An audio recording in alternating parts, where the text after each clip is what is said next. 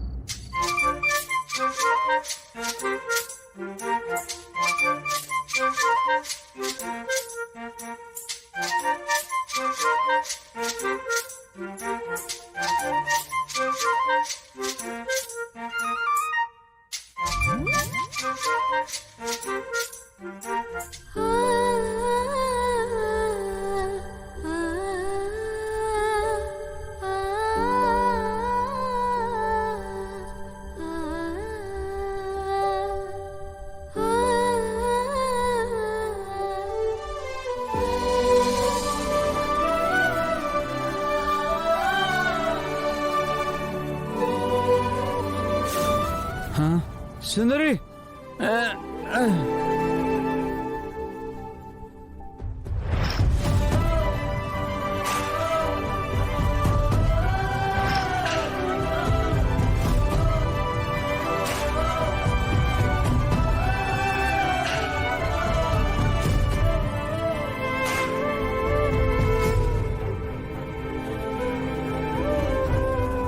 నాకు సారీలేమీ అవసరం లేదు.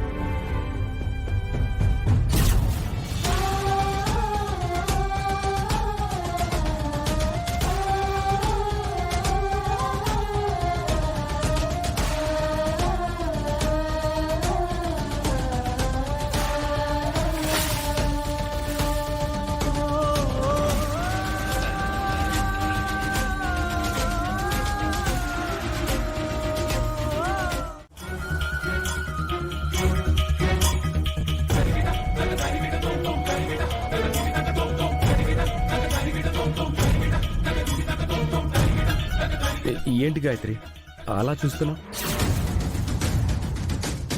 ఏం లేదండి, మీరు నా దగ్గర ఏమైనా దాస్తున్నారా?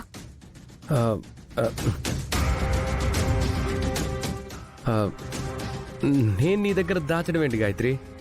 నువ్వు అసలు ఏం మాట్లాడుతున్నావు?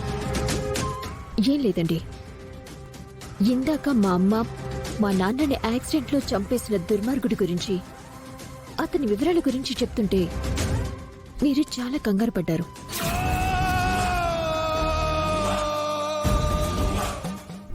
నేను కంగారు పడ్డం ఏంటి గాయత్రి?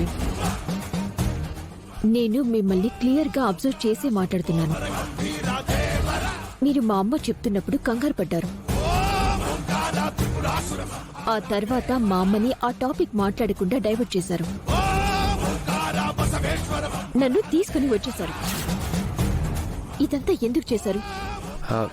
గాయత్రి, నేనైతే ఎలాంటి కంగారు పడలేదు. నువ్వు ఈ టైంలో వాటి గురించి ఆలోచించకూడదనే జాగ్రత్త పడి నిన్ను అక్కడి నుంచి తీసుకొచ్చానే, కానీ ఇంకేం లేదు.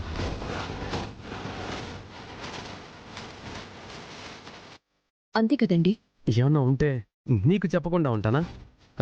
నీ దగ్గర నేను దాస్తానా? ఏంటి అంత అనుమానంగా అడుగుతున్నావు? అమ్మో, గాయత్రికి నా మీద డౌట్ వచ్చినట్టుంది.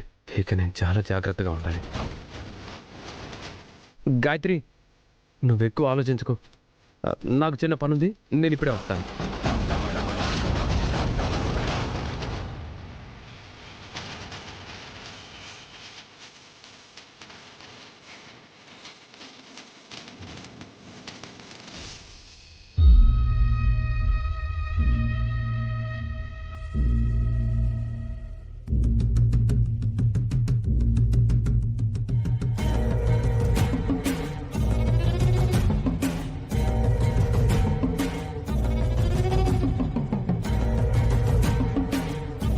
గాయత్రి, నువ్వు చెప్పింది కరెక్టే.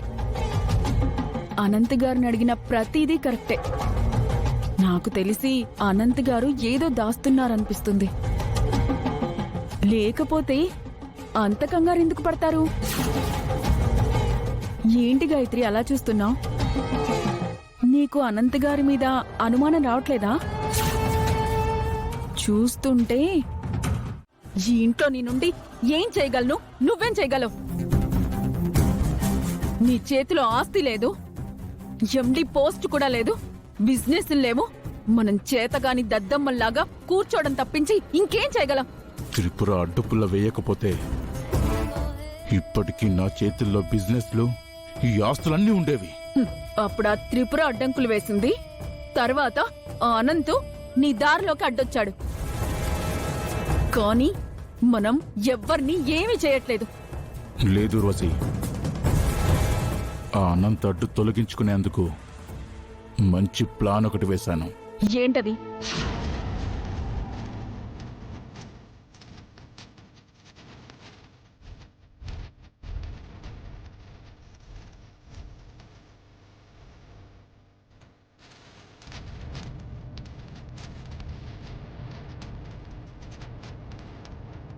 నువ్వు చెప్పింది చెప్పినట్టే వర్కౌట్ అవుతుందంటావా? ఖచ్చితంగా ఖచ్చితంగా ఈ ప్లాన్ సక్సెస్ అవుతుంది. బిజినెస్లు, ఆస్తులు మొత్తం మన చేతికొస్తాయి.